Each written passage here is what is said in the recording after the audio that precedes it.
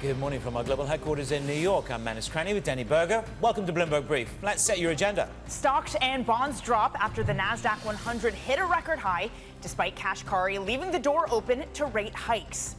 Countdown to the deadline, BHP asked for more time to mull its takeover of Anglo American, with just hours left to hash out a deal. Speaking of deals, they are back. Private equity firms put their money to work as activities pick up. We're going to be speaking with Citi's Anthony Diamandakis. Good morning, Manus. Very good morning, Danny. Good to have you back. A day off. We're back to the toil. We're back to the double toil on this show. And equities, Nasdaq took out a record high yesterday. We're looking at this morning. Of course, NVIDIA added $470 billion to that equity valuation. We're giving a little bit back this morning. Again, equities are struggling with the reintroduction of volatility, which is the possibility, the left-hand tail possibility of rate hikes, which is what Kashkari managed to reintroduce to the market yesterday. Hikes are not entirely ruled out. So it was that little bit of a frenzy in the bond market, with yields rising by 8, 9, 10 basis points. A bond auction which was tepidly received, I think one can say that, in the 2s and 5s, a mediocre reception. That does not set the table well for the $44 billion 7-year paper that is going to come down the pike today. And if you really want to understand what a carry trade is, why not go full left field, Danny? I give you sterling yen, which is at the lowest level since 2008. So this is yen at a 16-year low, despite yields at the bottom of your screen, JGBs, ticking up to the highest level in a decade. There is nothing, very little, that can stop this carry trade. I mean, looking at yesterday, I have to think back to, I think it was only in April, Manus, that consumer confidence came in really weak at a 21-month low, and we were talking about the cracks in the consumer, weakening in the economy. Here we are yesterday with consumer confidence coming in surprisingly strong. The narrative swings have been mind-numbing, and the net result of that, partially, Manus, is us caring about auctions again, of auctions having consequences and tepidness in demand. Yeah, and the risk is, of course, that there is a real indigestion in one of these auctions. Right. It wasn't real indigestion. They got taken, they got fully absorbed. There was no real sort of moment of angst. But if you look at that consumer confidence number, yes, the confidence number is rising, but also the concern about a recession is also rising. Kashkari undoubtedly infused the market with this level of volatility. And I think when you look back at the dots, it's going to take something more demonstrative from the bulk of the Fed, because various members were still thinking about hikes. Kashkari maybe just sort of threw a bit of petrol on that narrative yesterday and invoked some spirited volatility in the bond market. I have to say, what you're saying about us still concerned about the economy, you can see it in the yield curve. A front end that is scared of the Fed and a long end that is scared about where this economy is going. Manus, let's bring in our guest. It is Geoff Yu, senior market strategist at BNY Mellon. Geoff, good morning to you. So bond markets take another hit yesterday. We're now only pricing in one full cut of the year. Kashkari said, I don't think anybody has totally taken rate increases off the table. What did you make of his comments? Well, ultimately, central banks want as much optionality as possible. Otherwise, you back yourself into a corner. It's the same as not pre-committing. So they look at the data and then they react accordingly. I would also add that post-holiday trading, heading into month-end, maybe those factors played into this as well. Also, some rebalancing. We've had a relatively good month for risk appetite, from that latest pivot away from hikes, and maybe this amplified the pivot from that pivot, so to speak. So quite a few factors coming in, but ultimately taking a step back, central banks knowing the volatility in the data, they just want the optionality. To a certain extent, Geoff, we just had a little moment before we came on air. To a certain extent, this is the unpicking of the Powell pivot in late 2023. Now, what could extend this optionality for the Fed? Would it be a trimming back in the dots? Do you still put value in the dots? Is that what could deliver further optionality for the Fed? Because this higher for longer narrative looks as if it is extending quite substantially. I think that is probably going to be the best tool for the Fed, in addition to comments, of course, to signal that they are keeping options open. If there's a wide enough spread of opinions in terms of where year-end is going to be, then I think markets will react accordingly as well. Also, one other a market-based element, I'm still quite interested in how commodities, especially industrial commodities, how they can perform up ahead. We've had a good month in terms of the miners, materials, and we've seen that in the FTSE, for example. cycle. But ultimately, what is that signaling? Because I'm struggling to square that with the underlying global economy right now. If I look at where energy prices are, if I look at where China's growth is, how do you actually square that circle? But for one reason or another, if commodity price-driven inflation expectations pick up, then I think that's something that not just the Fed or central bankers, they need to look at. If it is something that all central bankers need to look at, and Geoff, we had some of the data, the regional Germany CPI data, and spots slightly higher. Last week, we had the wage data from the ECB. That was hotter than most and many expected, 4.7%. Do we need to start talking about not only pricing out cuts from the Fed, but with the ECB too? Is the rate differential starting to look like it might shrink? Well, in fairness to the ECB, and alas, this goes against my own view of where euro-dollar should be heading right now, they've always said, especially over the last few cycles, start off with a June cut. That certainly is on the table. Everything from there on, they don't want to pre-commit. They don't have their own dot plot equivalent, so to speak. So they will take every meeting according to what the corresponding data shows. The latest PMI numbers, especially in manufacturing, I wouldn't call it a strong print. Still strongly in a contraction territory, but if the market's willing to say that the worst is over, maybe some reflation is coming through, then fair enough. But at the same time, I just query, where is the demand coming from? That side of the equation, I'm struggling to see right now. So this is where, sure, you want to maintain optionality, but if you focus too much on the status quo, on inflation, then you risk missing the bigger picture, and the bigger picture of structural declines in Eurozone manufacturing. I think that's something that the ECB still needs to focus on, and we've heard it from leaders such as Macron as well. You're hardly filling me with cheer. You're worried about volatility. You're worried about commodity inflation. You're concerned that the ECB is in the foothills of policy error because you're concerned about it more of a slowdown in Europe. What is your overall perspective on risk then? Because we're going into an election here in the United States of America. We've got a Fed that is not cutting. So what is your proclivity to risk? So I think risk, going back to our discussion about yields right now, heading into the election, that's where our theme of who is going to fund the US up ahead really comes through, because irrespective of how you think the election is going to play out, we're not hearing too much about the need for fiscal consolidation. And in fairness, that's something we're hearing a lot from the UK right now. The OECD and the IMF all signalling that the UK has very limited fiscal capacity up ahead. And I think if you look at the two parties on the electoral trail right now, that's being recognised as well. But exorbitant privilege, if international investors, if yields start to drop in the US, but at the same time they're starting to worry about the fiscal trajectory, then we see a drop-off in international investors. I think that is not being priced in right now. And on top of that, dollar highly valued, there is a need for diversification. That's when I think election premium, as far as it's relevant to markets, will really start to come through, and the 10-year is going to get very, very interesting. Geoff, I love that phrase, exorbitant privilege. That's what we live with every day on this show.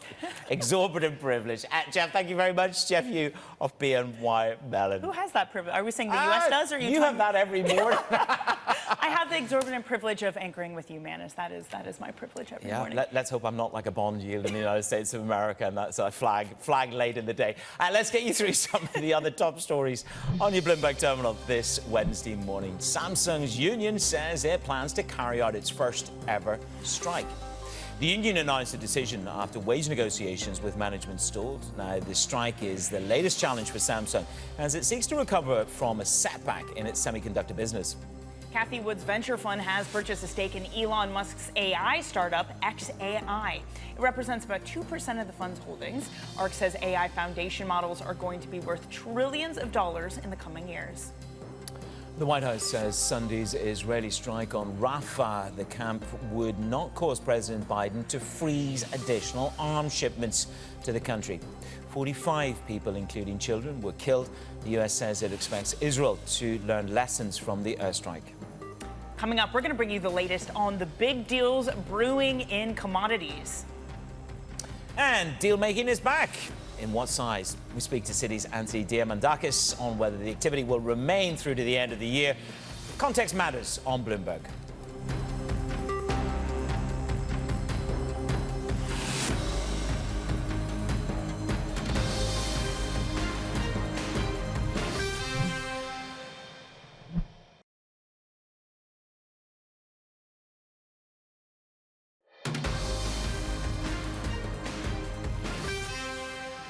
It's Bloomberg Brief. I'm Danny Berger alongside Manus Cranny in New York. Let's get you a check on American Airlines. Pre-market, the shares are down by 7.8%.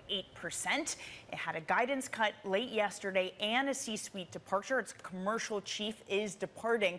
Those announcements clearly unsettling not just American Airlines, but the entirety of the sector. Let's bring in our deputy editor of Global Aviation, Sid Phillips. Sid, presumably this is quite troubling to have a guidance cut, especially when we're about to head into the summer months, which should be the most big time for American Airlines and the rest of the sector.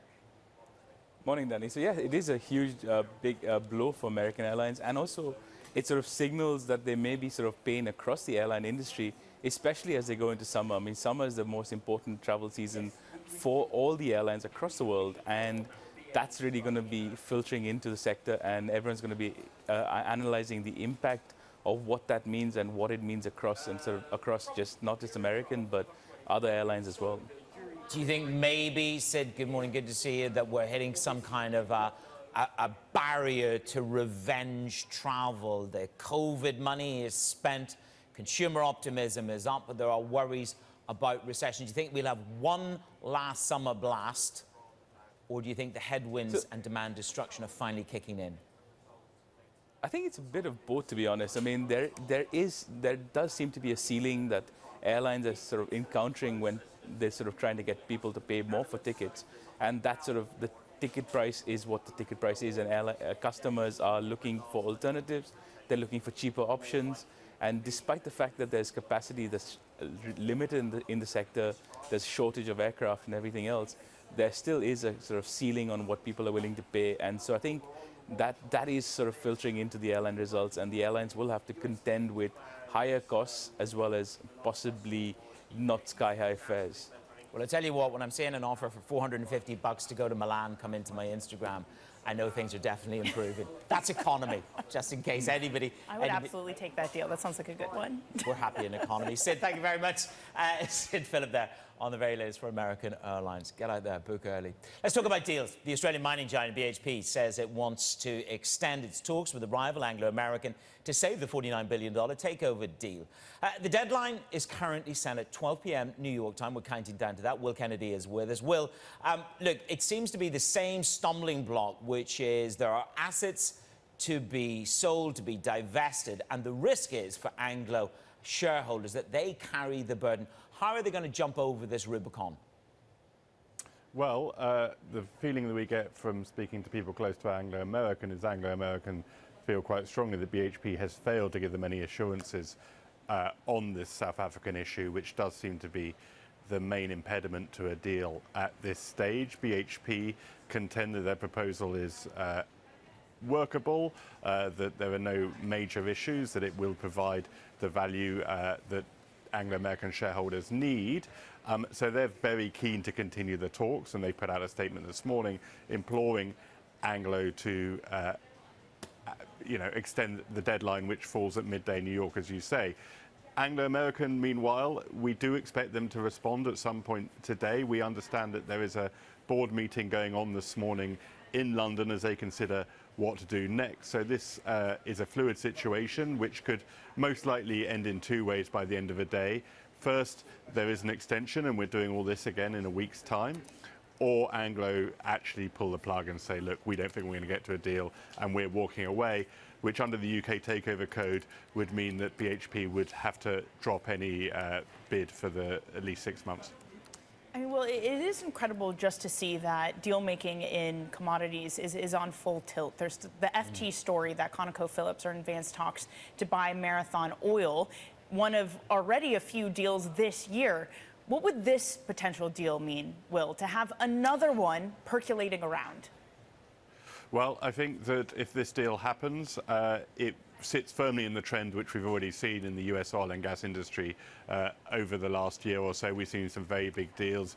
Chevron's offer to buy Hess. Hess shareholders voted to approve that yesterday. We've seen Exxon buy Pioneer, the largest shale producer in the US, and what we're seeing here is the consolidation of the US industry. If we look at the history of the shale industry, it was driven by smaller independent players, and that has gone into reverse in recent years.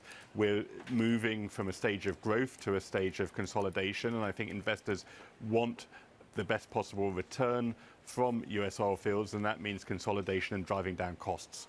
And that's what you're seeing here. Conoco's already done a couple of deals, buying Contra Resources, buying the assets of Shell in the shale patch, and this continues this trend and allows them to keep bulking up as their larger rivals, Chevron and Exxon, get bigger and bigger. They're getting bigger. Will, thank you so much. Bloomberg's Will Kennedy. Man, it's a quick check on the bond market this morning. 10-year yields are still somewhat under pressure, only higher by a basis point. What I find interesting is that we are seeing, amid this bond market sell-off, we are seeing curve steepening. Because for a long time, again, as we were saying to start the show, the fear had been the economic state of America for the long end, and that led us to keep selling off. This time around, we're talking about potentially a stronger consumer than maybe we thought over the recent data, and at the same time, a Fed who can't let up. So do we need to reprice the long end for more persistent, sticky inflation? Yeah, I think this market, if it runs up to 475, the view out there in the market is if it tends to run up to 475, you're going to get everything else, whether that's Switzerland, whether that's Sweden, or indeed the others, you will see they drift higher. We're just getting a little bit of breaking news coming through on Anglo-American. So Anglo-American are rejecting the request for an extension. Now, this is, we've just been talking to Will. Some other headlines coming through here from that. BHP hasn't addressed the concerns on the execution risk. That's one of the first headlines there. Right. Also saying that Anglo is recommending that shareholders take no action. And Manus, as we knew going into these discussions, it wasn't about price. No. It was about structure. And clearly, considering what you just read, they haven't addressed their concerns on execution risk. That is the headline. And these are the South African assets. So the core of this deal is BHP taking on the Anglo assets, but they want the South African assets hived off. The risk to the Anglo shareholders is that there's a discounted value on some of those core assets in South Africa. So right now, this is the third time they have been spurned. BHP Billiton has been spurned by Anglo-American, rejected for a third time on their bid. Yep, and they say that it would take 18 months to execute the structure that BHP had proposed. Another reason they're not going ahead with this. And Manus, as Will was saying, by some of the deal-making rules set up by UK policymakers, this is kind of it. This was last chance saloon, and they're not getting that extension. Nope, so we're going to keep an eye on those two stories and two market prices for you. The rejection is, well, we don't know whether it's full and final. Let's see whether there is a final put up and shut up there. But for now, Anglo-American closes the door for a third time on the bid. Coming up in the show, we'll take you through the rest of the headlines making news around the world here on Bloomberg.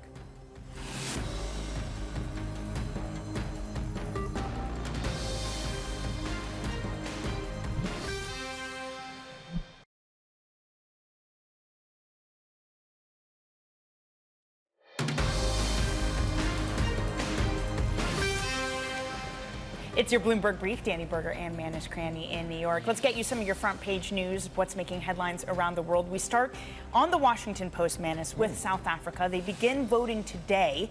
The ruling party is the African National Congress. It looks like they're going to get under 50% of the vote, so Ramaphosa would need a coalition government. ANC has been under a lot of pressure, a lot of disillusioned voters, things like power cuts, economic stagnation, and corruption. Next up, New York Times, the closing arguments wrapped up on the Trump hush money trial. Prosecution and defense made their final pitches to the jurors, I should say, and the jury deliberations could begin as soon as today. All right, this one is interesting. This is from the team over ourselves on Bloomberg, that BYD has unveiled a new hybrid car, and this thing, Manus, can drive nonstop for more than 2,000 kilometers. For those not kilometer, in their head. That's Singapore to Bangkok, New York to Miami, or Munich to Madrid, again, on just a full charge and a full tank of gas. Well, you're probably going to get from Munich to Madrid because you probably will have more charging stations. Yes. There's a really, really strange phenomenon. By the way, I think what this does, this really solidifies in the mind that hybrid versus electric is possibly. This is the range anxiety. Here you go. BYD can do 2,000 kilometers, Toyota. Who's this going to hit? Who is this directly competing against, Danny? And it is the Japanese and the Chinese as well themselves. 1,100 on a Toyota hybrid versus 2,000. That just shows you the differential. Right, to your point, I mean, when we were talking about the story this morning, we said, oh, it's New York to Miami, and you said, good luck making that drive, because you can't get one of these things in the U.S. It does really challenge the European car makers. BYD said that they were going to overtake them by 2030. All right, Manus, let's get a quick check on Anglo, shall we? Yes, this is the final rejection, third time spurned on the approach from BHP Billiton. Stock is down 2.25%. And I think the interesting thing, Danny, here is this spurning of BHP Billiton potentially locks BHP Billiton out for 6 months if they walk away and there's no further change in the deal. Right. Of course, the rub was the structure of the deal, not necessarily the price of spinning out their South Africa assets. We did hear from Anglo, who restructured themselves, saying that we've done enough. They're recommending right now shareholders don't take further action. Coming up, we talk deal making with Anthony Diamandakis.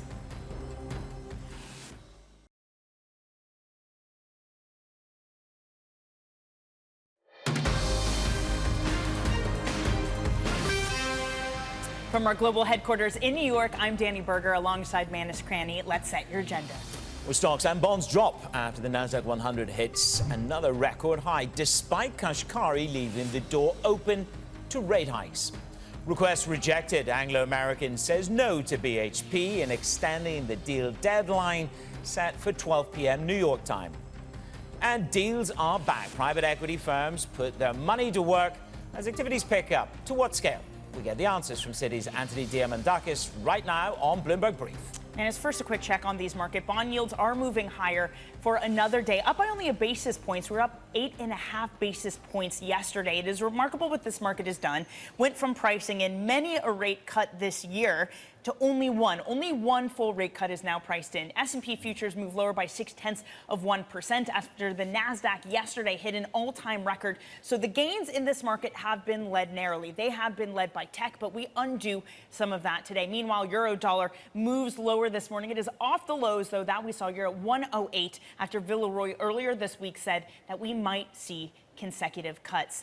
But, Manus, when it comes to this global economy, I thought it was really interesting what Geoff Yu said at BNY Mellon. Basically, he was talking about the reinflation risk with global commodities. We've been talking about commodity deals all day today, the demand there. But he said, where is the demand coming from? If you look at global growth, if you look at China, some of the weakness in Europe, it is not clear that it is a lasting reflationary cycle led by commodities. No, but he is saying that it is something for central banks to be worried about. It's certainly something he's worried about. He's also very concerned and talks a lot about the volatility. This not closing the door to rate hikes in many ways delivers maximum. I'm talking about yesterday Kashkari's comments about rate hikes not being entirely off the table, and what that does is that delivers back the volatility and the optionality that Powell had effectively closed the gap, closed the tap on just before Christmas and infused that massive rally. Right, it's de facto tightening without actually having to tighten. It is verbal tightening much in the same way that we got verbal loosening from Powell back in December. Exactly. Well, we'll keep an eye on that exorbitant privilege of the US. Let's see what happens with the 7-year auction, which is due down the pike a little bit later on today. Now, deal making is seemingly making a comeback. Private equity announcing $246 billion worth of deals, up 29% from last year. Investors' interest is being sparked by the boom in AI, and that is taking over many companies. Joining us now is Anthony Diamandakis, Global Head of Global Asset Managers at Citi. Anthony, good to see you. We just thought we'd take a little bit of a health check. We had you in when we launched this show. Things have got better. $14 billion worth of IPOs this year. I would say it's alive, but it's not exactly kicking. How is it in the PE world? Is it alive? Is it infused, but not kicking? Great to see you both. The PE world is more active than it might seem. I think we got used to the exuberance of deal activity in 21 and 20. And we've hit a new elevated normal. So as you mentioned, deal activity has been up 25% year on year. That's overall M&A activity. I think a lower percentage than we would have expected has been financial sponsor activity. So it's been 20% of overall M&A activity. But there's no reason not to believe that the activity will pick up going forward. Well, the activity might be picking up, but that's buying. What they're not doing, Anthony, is that they're certainly not selling. The Bloomberg team had this really great story. It was that one big asset manager. Basically, someone was wearing its shirt that said DPI is the new IRR, which is a nerdy way of saying IRR returns don't matter as much. What matters now is returning your money to shareholders. When does that happen? When does the dam finally break and we see a rush of exits to get that money back to investors? So 60% of the M&A activity's been buying as opposed to selling. But you know, the size of the portfolios for the sponsors they're bigger than they've ever been. We would expect this activity to pick up over 25 to 27. So the next 3 years should be a makeup. An incremental makeup for what we haven't seen over the last 3 years. So we would expect activity to be much more elevated on the sell side. You talk about this sort of new normal, and this is something that we're hearing on the tariff landscape, on deal-making landscape, on the IPO. But if you look at the sponsors, I mean, again, what level of pressure is on them to exit? It's been the lowest quarterly exit in 3 years. Do you think that picks up in the second half? Do you think the election stymies that? How would you describe the pressure on the sponsors right now? So the pressure's high. Sweating? It's heating up. There's no doubt. So that's one of the fundamental reasons why we expect activity to have to happen. Right. I think that this year we're expecting measured activity, but again, it has been ticking up, and so I'd expect we get through the elections, move into the new year, and so I would expect Q4 to be much more active once we pass the elections. And last time you were on, you talked about this gap, right? The gap between the buyers and the sellers. And that's part of the reason we haven't really seen more selling going into this market. So when it does pick up in Q4 over the next 3 years, does that mean people are going to start and be willing to take a discount in order to get that cash back? I think the discount you might see will be around multiples, but earnings have been strong. So operating performance has been strong given the economic environment. So I'd expect sellers to be able to sell for more reasonable values going forward. On the buy side, of course, we've seen the majority of the activity has been take privates and carve-outs. So sponsors have gotten excited about that in the meantime. On the take private activity, I think we've seen 16 take privates of a size of $1 billion or more in value, which is up significantly. I mean, year on year, you typically see 5 or so. And the buyers of those assets, I mean, again, we've got a pretty good story this morning overnight about the PIF perhaps looking a little bit more internally in Saudi. We'll come back to that in a moment, but I want to understand the power of the sovereign wealth funds, because they have been a destination of show us your assets, here you go, and they have been a very natural buyer. I just wonder, has their bargaining power increased significantly since we sat down with you in the autumn of last year? I haven't seen a whole lot of change. I think the Middle East is it really is an evolving story. It's very exciting for us in the private equity business, largely because you've seen a big change in Abu Dhabi and Saudi, as you mentioned. We spent a lot of time in Qatar, for example, where everyone's forward-leaning, want to deploy capital, and the strategies are evolving. Now, you mentioned that take privates have really taken off. Sorry for the repeat of taking, but it just points to this idea that public markets are shrinking. There's something like half the number of public companies that there once were in 1995. Only two private equity-backed firms have IPO'd for more than $100 million this year, and the only ones that are going public are the big tech names. It's remarkable to see when markets are at an all-time high that we're still not exiting via IPOs. Has something structurally shifted, Anthony? I think the IPO market's looking for growth and profitability, and that's a big change from the last few years. We're going through a phase where the private equity buyers are able to take businesses off of the public market, which are unloved. So I think we'll see more take private activity. And deal sizes, by the way, just given the amount of dry powder that the sponsors have, deal sizes have increased, as we all expected last year.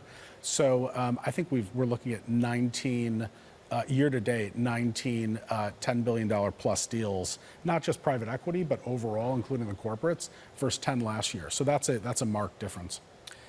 We spend a lot of our time talking about tech. Every day we start with a price check, not every day, but nearly every day, a price check with NVIDIA, and there's this morbid fascination as to the evangelization of NVIDIA. But then I look at the revolution that we're in.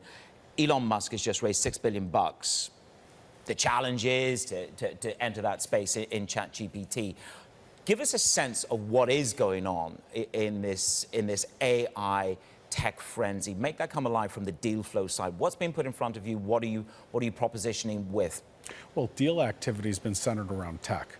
So if we think about the sectors that the sponsors have been active in, it's been tech, it's been services. Now that's tech-related services, some industrial services, and financial services. But it's but some of the other sectors, such as healthcare, consumer, have been a bit slower. Because of the economic outlook. So I'd say tech would be a major focus for the sponsors going forward. That hasn't changed, but we've seen that in the deal activity so far. Something like healthcare, though, there is that regulatory risk in there. I won't get into the details, but there's some concerns around Cerberus and what they did with some of the healthcare sector and hospital workers. And did they have something that violated some sort of antitrust, bad for consumers? With sectors like healthcare, especially as we enter into an election year, how much are asset managers looking at regulatory risk? And does that explain some of the icing over of deal flow? It could be. Every time we've got an election year, it's deal activity is a bit more mooted. I'd say on healthcare, we're still seeing tech-related healthcare as very active, and again, people-heavy businesses will draw a bit more concern heading into the election, given regulatory dynamics. I was just looking at something that Schwartzman said. I've never seen anything like this, and he's talking about the land rush, the data center. So it's going beyond. Danny's talking a little bit about health. You're talking about tech in itself. The slightly more mundane picks and shovels, the mortar of AI. Is that business really opening up? Are deals really getting done in a broader context? We're not seeing it as much in private equity other than software related. And data centers, for example, on the infrastructure side of the business. Infrastructure funds are seeing data centers as a huge opportunity going forward. Again, it comes back to this idea that all the deal flow is around tech. And there's so much about tech, but at the same time, you have rates going higher, which just naturally means, or not going higher, not going lower, which naturally means that the discount model you're using is more challenging for these tech names. If we are in a world where it is higher for longer, maybe even hikes, as Kashkari has been talking about, do some of these private equity firms need to rethink their models, need to rethink the attractiveness of the assets they've been buying up? I think that it's an incredible buying opportunity. Some of the traditional businesses aren't going away, and so what we found is that certain private equity sponsors have decided to focus more on either tech, healthcare, services, the asset lighter end of the business, and then you've got other sponsors who are entirely focused on traditional industries and thriving, by the way. Okay, Anthony, thank you so much for getting up early, for joining us in studio. Sure. We really appreciate your time. You. That's Anthony Diamandakis of Citi. Now, coming up, Anglo American says it won't give BHP any further time to commit to a takeover offer. Is the deal dead? More on that breaking news up ahead.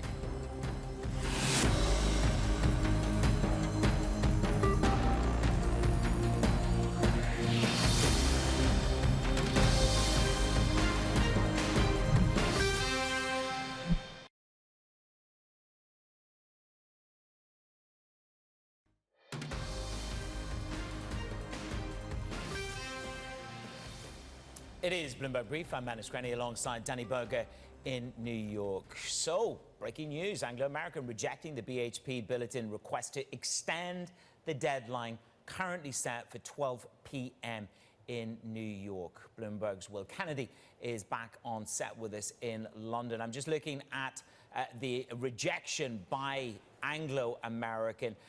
They talk about this as not meeting the board's expectations of value delivered to Anglo American shareholders. So it looks like, Will, we're in the closing hours of this third time they've been spurned. There just doesn't seem a way to surmount the insurmountable, which are the assets in South Africa and how to sell those and deal with those. That's correct. It does seem that we're at the end of this particular part of the story, and at 5 p.m. today, London, midday in New York, the put up or shut up provisions will come into effect, which, given that BHP will not make a hostile bid for Anglo American, and they've made that clear, they will have to walk away, and that means they can't make a bid for the next 6 months. So what happens next? All eyes on Anglo American in their defense of BHP's approaches. They outlined a plan to restructure the company, which was to divest one of the South African businesses, the platinum mining business Amplats, to think about selling De Beers, their diamond mining business, to pull back on investment in a big fertilizer mine in the UK. So investors will be really focused on Duncan Wanblad, the CEO's plan to revamp Anglo American and deliver the value itself rather than accepting this bid from BHP. If BHP is iced out effectively for 6 months, Will, does it leave the door open for others to come nibble around and look at Anglo for a potential deal? Possibly. I mean, I think BHP was and remains the best placed potential buyer of this company. It's the world's biggest mining company. It has a very strong balance sheet. It has a simplification of a single share listing. So I think most people expect that. The other two companies that people talk about are Rio Tinto. Rio has been quite cautious on making acquisitions and has some challenges around its dual listing structure in the UK and Australia. And then, of course, there's Glencore, but Glencore is in the middle of completing its own transaction, buying the coal assets of the Canadian miner Teck. So right now, I think BHP was seen and remains the most likely buyer. But I think the onus is on Anglo American to show that this business can increase value under its own steam, to follow through on the plan that the management team's outlined. Otherwise, I think that clearly M&A speculation will now continue to surround this company for some time to come. Look, one could argue that Duncan Wanblad is taking a high-risk approach, Will, because by knocking back the third bid from Billy's, it will put a spotlight on the valuation on those South African assets, along with the diamond assets. I mean, when the market looks at an organization that's trying to divest assets in a defense position, it's not the strongest position to come to market and to come to selling assets, is it? That's clearly one of the risks with the plan. And I think talking to people close to BHP through this process, they were very keen to make that point. I think Anglo American would counter that these are very strong businesses. The value will be there for potential acquirers.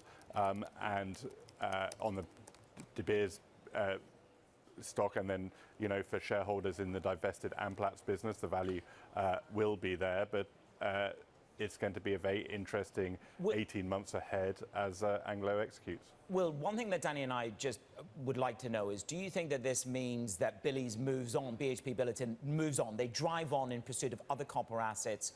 Is that their priority, do you think?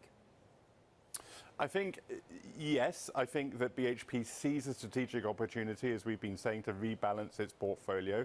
It has this amazing stream of cash driven by its iron ore mines in Western Australia in particular, but it would like more copper. It is a major copper producer, but it doesn't have the most amazing growth profile. And everyone sees that copper is the metal of the energy transition, that growth looks incredibly strong, so they would like to be there. Will they do it at any price? No. The other message that they're keen to emphasize with shareholders, that we will remain disciplined. So we would like to do this, but not at any price. Will, thank you very much. That is Bloomberg's Will Kennedy on that breaking news. Okay, let's turn to earnings and what we're going to get today. Salesforce and HP are expected to paint a subdued outlook for the year when they report results today. Let's get now to join us for a preview is Bloomberg's Subruth Putnick. Subruth, what are we expecting today? Hi. So for both of them, actually, outlook seems to be a pivotal aspect. For HP, PC recovery is going on, but it is the outlook that's important, because in Q3 they're expected to finally grow sales. They've been contracting sales for the last 2 years. When it comes to Salesforce, it's a very different story. There is a turnaround going on, but it's all about AI and how they're going to kind of insert AI in their enterprise offerings, and analysts have been waiting to hear from the company and are expecting big news on that front. So yes, the outlook is key, but the quarter seems to be in line as per analyst expectations. So if we dig into the HP numbers, the debate is going to be on the hardware in terms of the recovery for the PC market. What is the view on that? Stock is up 10% year to date. How strong a recovery are we? Where are we in that cycle on the PC world? As I mentioned, the recovery is well underway. Inventory has been coming down. but it is at the mercy of big businesses and consumers and their budgets. So we will have to see, and there's no telltale sign as of now, but Dell, a peer for HP, has been doing pretty well as well. So we will have to watch out for that today. Okay, Subhath, thank you so much for being with us, Subhath Putnick. We'll bring you those stocks when they hit the tape a little bit later on. So you had records yesterday in the Nasdaq. Nvidia was, again, basking in the glory of last week. Well, this morning is very different because you've had this recession whisk from the consumer. But more importantly, Danny, it was about a ratchet in those yields yesterday because the door is not closed. What Kashkari has done is he invoked volatility, which is everything that Jay Powell had taken away from the market in that sort of that Powell put that was there just before Christmas, invoking a 5-month rally in equities. So what the Fed has actually got is a maximum volatility and a maximum optionality by Kashkari, saying hikes are not entirely ruled out. And of course, that has unseated the equity market for the moment. I say it's remarkable. Yesterday, the equity market didn't decline. It was basically flat for the S&P. It was led by tech, as you said, Manus. And semis. Yep. And yeah, exactly. Even though that yields were higher, and we learned last week that potentially macro events and higher yields is enough to dent this equity market, that AI isn't enough to save it. I don't know, maybe yesterday was something different, but it's a push and pull and a difficult narrative to try to keep your head around. Okay, coming up, more earnings on deck. We'll cover it for you here on Bloomberg Brief.